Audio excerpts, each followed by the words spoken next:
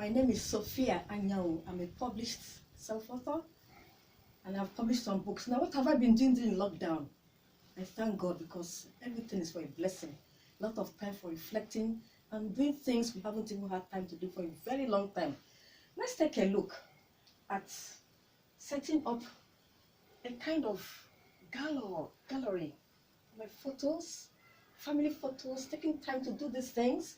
I did that as well and created albums for each of my children and grandchildren.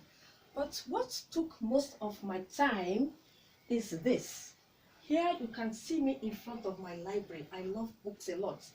I have never taken time to appreciate this corner of the library here where you have my books, 5 of them self-published.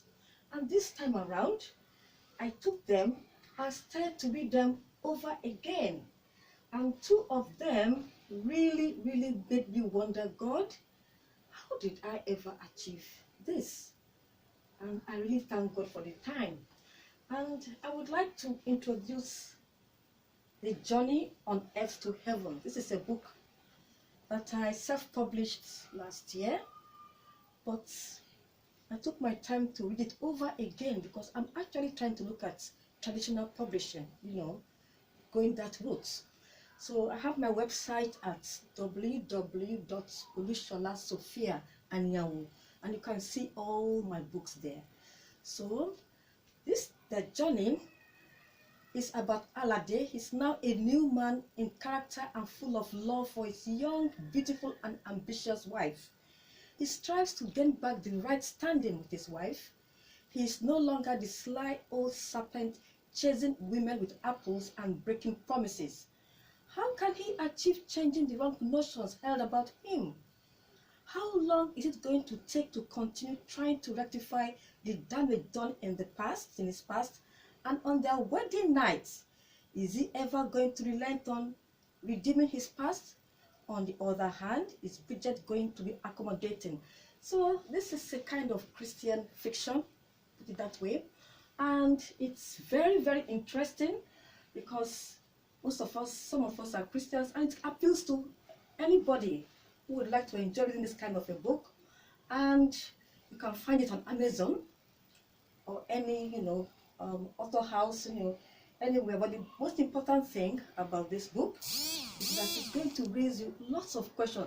How faithful can a husband be? How faithful can a wife be? How forgiving?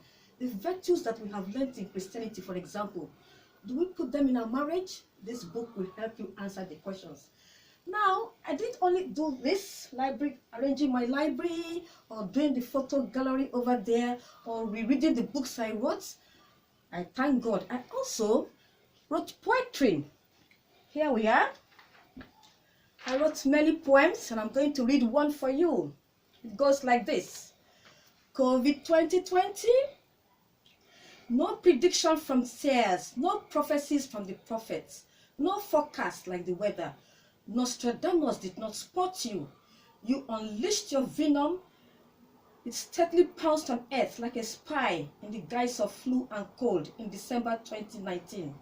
Like wildfire in a frenzy of uncontrollable rage, starting your journey from the east, storming into 2020 globally like a flood, taking all in its unwanted cold embrace, devouring, destroying, decimating, devastating, drowning life in death.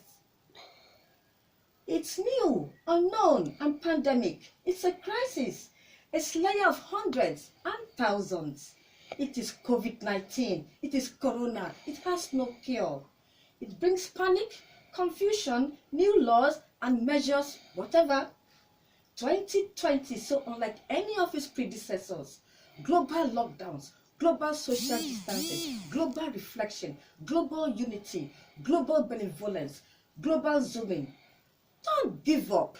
It will pass. Keep the faith. Keep praying. We are all one.